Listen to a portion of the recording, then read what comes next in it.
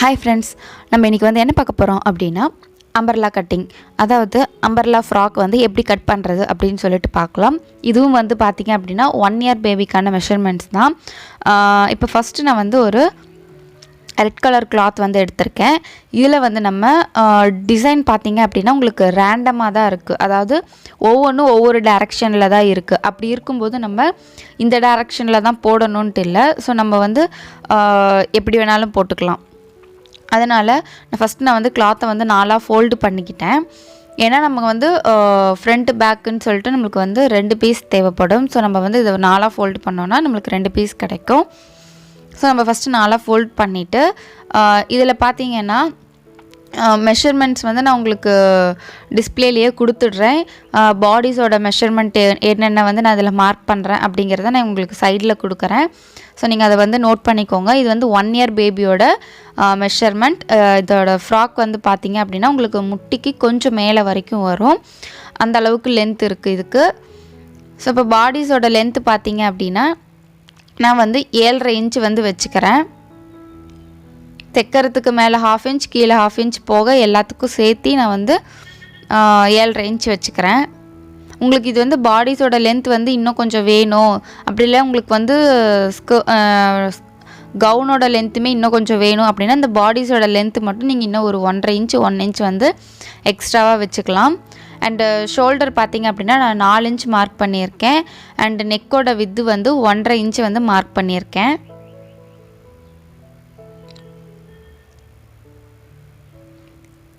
ஆம் ஹோல் பார்த்திங்க அப்படின்னா 3.25 இன்ச் வந்து நான் மார்க் பண்ணிக்கிறேன்.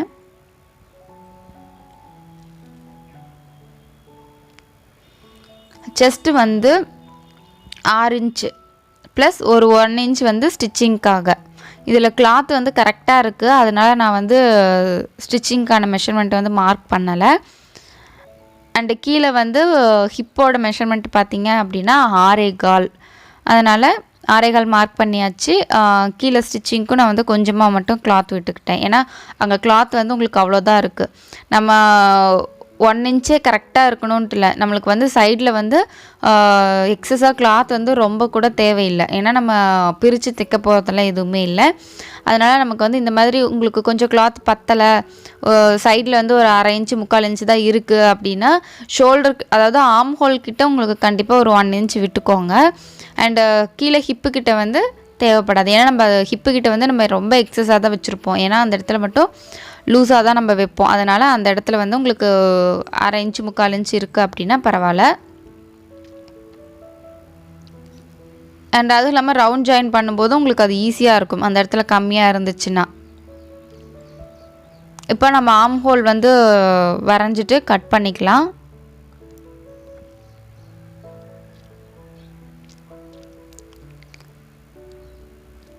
அண்ட் நெக்கோட லென்த்து பார்த்தீங்க அப்படின்னா 3.25 இன்ச் வருது.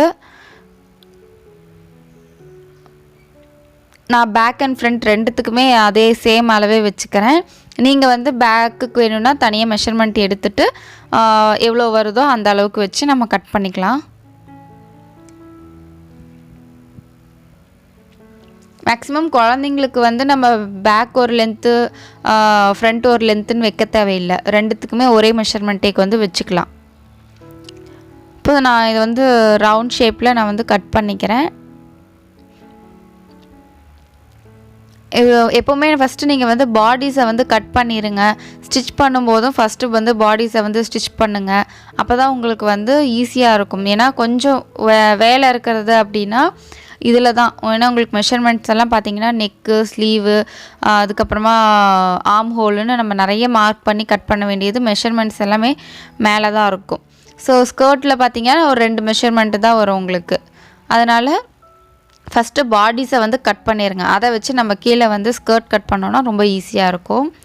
இப்போ சேம் கிளாத்லேயே நான் இந்த மாதிரி ட்ரையாங்கிள் ஷேப்பில் ஃபோல்டு பண்ணி பார்த்தோம்னா நமக்கு வந்து கிளாத் வந்து அம்பர்லாவுக்கு பத்தலை. நார்மலாகவே அம்பர்லாவுக்கு அப்படின்னு பார்த்தீங்கன்னா கிளாத் வந்து எக்ஸ்ட்ராவாக தேவைப்படும். அதனால் இப்போ நான் வந்து பாடிஸ் வந்து ரெட்டுலேயும் அதில் பார்த்திங்கன்னா க்ரீன் கலர் இருக்குது. ஸோ கீழே வந்து நான் அம்பர்லாவுக்கு வந்து இந்த க்ரீன் கலர் வந்து எடுத்துக்கிறேன்.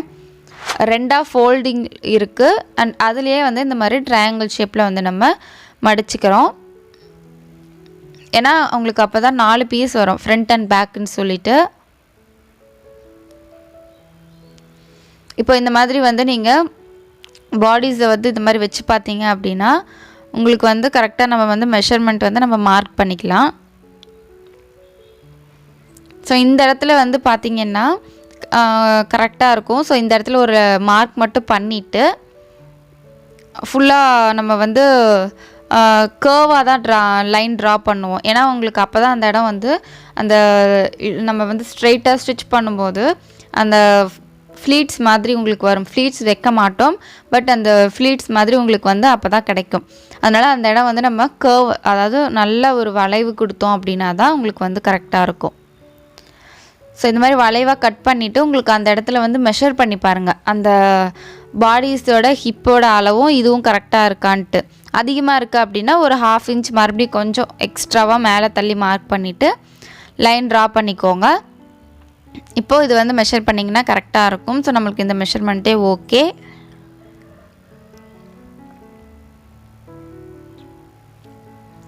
மெஷர்மெண்ட் பார்த்திங்க அப்படின்னா உங்களுக்கு ஸ்கர்ட்டோட மெஷர்மெண்ட் நான் இங்கே கீழே கொடுத்துருக்கேன், நீங்கள் அதையும் பார்த்து நோட் பண்ணிக்கோங்க. இப்போ கீழே வந்து நம்ம இந்த ஸ்கர்ட்டோட லென்த்து பார்த்திங்க அப்படின்னா 13.5 இன்ச்சு வந்து நம்ம எடுத்து மார்க் பண்ணிக்கிறோம். இந்த மாதிரி கொஞ்சம் கொஞ்சமாக இந்த இடத்துல வந்து வச்சுட்டு மார்க் பண்ணிங்க அப்படின்னா உங்களுக்கு ஒரே அளவாக ஈவனாக வந்து நீங்கள் மார்க் பண்ணிக்கலாம். கீழே வந்து கொஞ்சோண்டு கிளாத் மட்டும் ஹைட்டுக்கு பத்தலை. ஸோ அந்த இடத்துல வந்து நம்ம ஜாயிண்ட் போடணும். அதனால் அது அப்படியே இருக்கட்டும்ன்ட்டு நீங்கள் இது மாதிரி மார்க் பண்ணி கட் பண்ணிக்கோங்க. அதுக்கப்புறமா கடைசியாக நம்ம வந்து அதுக்கு எவ்வளோ பீஸ் தேவை அப்படின்னு பார்த்து நம்ம அதுக்கு கட் பண்ணி அதை கூட அட்டாச் பண்ணிக்கிட்டோம் அப்படின்னா ரொம்பவே சிம்பிளாக முடிஞ்சிடும். ஸோ இந்த மாதிரி உங்களுக்கு வந்து அம்பர்லா கட்டிங் போடும்போது கிளாத் வந்து பத்தலை அப்படின்னா பயப்படாதீங்க, இந்த மாதிரி நம்ம வந்து ஜாயின் போட்டுக்கலாம். ஏன்னா உங்களுக்கு அது வந்து பேக் சைட்லேயோ இல்லைன்னா சைட்லேயோ வந்து உங்களுக்கு போயிடும். உங்களுக்கு வந்து ரொம்ப வந்து இதாக தெரியாது, அதனால் எந்த பிரச்சனையும் இல்லை. அதுவும் இல்லாமல் ஜாயிண்ட்டும் வந்து வெளியில் தெரியாத மாதிரி நீட்டாக போட்டோம் அப்படின்னா நமக்கு வந்து அது உங்களுக்கு ஜாயிண்ட் போட்ட மாதிரியே தெரியாது. அப்படி இல்லைன்னா நீங்கள் வந்து கிளாத் வந்து கொஞ்சம் எக்ஸஸாக வந்து அதிகமாக வாங்கிக்கோங்க. இப்போ நார்மலாக நம்ம வந்து ஒரு ஃப்ளீட்டட் ஃப்ராக்ஸ் வந்து தைக்கிறோம் அப்படின்னா அதுக்கு ஒரு 1 மீட்டர் இருந்தாலே நீங்கள் வந்து ஃபுல்லாகவே ஸ்டிச் பண்ணிக்கலாம். உங்களுக்கு வந்து நல்ல வந்து ஒரு பஃபினஸ் வந்து கிடைக்கும். பட் அம்பர்லாவை பொறுத்தவரை உங்களுக்கு வந்து கிளாத் வந்து அதிகமாக தேவைப்படும். இப்போது இதுக்கு வந்து பார்த்தீங்க அப்படின்னா ஒரு 1.5 மீட்டர் வாங்கிக்கிட்டிங்கன்னா தான் கரெக்டாக இருக்கும். நீங்கள் வந்து அம்பர்லா கட்டிங் வந்து போடுறீங்க அப்படின்னா ஒரு 1.5 மீட்டர் வந்து வாங்கிக்கோங்க. அப்படி இல்லைன்னா 1.5 மீட்டர் அப்படின்னா உங்களுக்கு அந்த ஜாயிண்ட் வரும். இதுவே 2 மீட்டராக வாங்கிக்கிட்டீங்க அப்படிங்கும்போது உங்களுக்கு வந்து அந்த ஜாயிண்ட் வந்து எதுவும் வராது. அண்ட் இப்போ பார்த்தீங்கன்னா நம்ம வந்து ஹிப்பு வந்து ஜாயின் பண்ணி பார்த்தோன்னா உங்களுக்கு இந்த மாதிரி தான் இருக்கும். அண்ட் சைடில் மட்டும் ஒரு சைடு மட்டும் உங்களுக்கு வந்து ஜாயிண்ட் வருது. நம்ம அதை மட்டும் நம்ம கரெக்ட் பண்ணிவிட்டு ஜாயிண்ட் போட்டுக்கிட்டோன்னா நம்மளுக்கு வந்து கட்டிங் வந்து ஓவர். ஸோ இப்போ வந்து நம்ம பீஸ் வந்து பாருங்கள், இந்த மாதிரி உங்களுக்கு கரெக்டாக எந்த இடத்துல வந்து பீஸ் வந்து அதை நம்ம எக்ஸ்ட்ரா பீஸ் வந்து கட் பண்ணி எடுத்துட்டோம் இல்லையா, அதிலேருந்து இந்த பீஸ் எடுத்து வச்சு பாருங்கள். கொஞ்சம் எக்ஸ்ட்ராவே அதிகமாகவே விட்டு கட் பண்ணுங்கள். ஏன்னா நம்ம ஸ்டிச் பண்ணிவிட்டு கூட எக்ஸ்ட்ராஸை வந்து கட் பண்ணிக்கலாம். அளவாக கட் பண்ணிங்க அப்படின்னா தைக்கும்போது பத்தலைன்னா அதை மறுபடியும் பிரிச்சுட்டு மறுபடியும் வந்து கூட இன்னொரு தடவை பீஸை வெட்டி நம்ம மறுபடியும் வச்சு ஸ்டிச் பண்ணுற மாதிரி இருக்கும். அதனால் கொஞ்சம் அதிகமாகவே கிளாத்தை வந்து வெட்டிக்கோங்க. கரெக்டாக அதே அளவுக்கு மெஷர் பண்ணி தைக்கிறதுக்கு இவ்வளோ, ஃபோல்டிங்க்கு இவ்வளோ அந்த மாதிரியெல்லாம் பண்ணாதீங்க. ஸோ உங்களுக்கு எவ்வளோ தேவைப்படுதோ அதை விட எக்ஸ்ட்ராவே வந்து கிளாத்தை வெட்டிக்கோங்க. அண்ட் கட்டிங் வந்து ஓவர். ஸ்டிச்சிங் வீடியோ வந்து நம்ம நெக்ஸ்ட்டு நாளைக்கு பார்க்கலாம். அண்ட் தேங்க்ஸ் ஃபார் வாட்சிங்.